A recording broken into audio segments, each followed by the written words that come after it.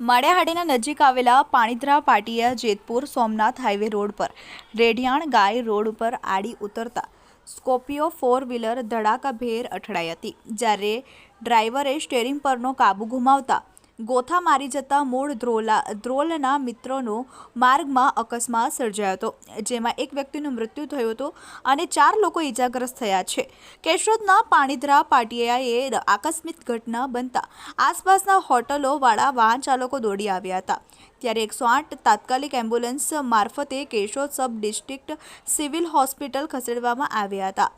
માળિયાહાટીના પાણીધરા પાટિયાએ અકસ્માત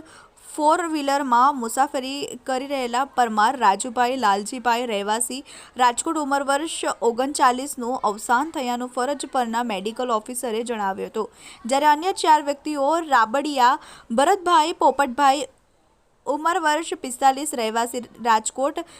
તારિયા ખીમજીભાઈ થોમરભાઈ ઉંમર વર્ષ 37 રહેવાસી રાજકોટ, ગોપાલભાઈ રાઘવજીભાઈ પરમાર રહેવાસી ધ્રોલ, પાંચાભાઈ હંકાભાઈ વરુ રહેવાસી ધ્રોલ ને પ્રાથમિક સારવાર Keshod sub district civil hospital ખાતે સારવાર આપવામાં આવી હતી અને વધુ સારવાર માટે એમ્બ્યુલન્સ મારફતે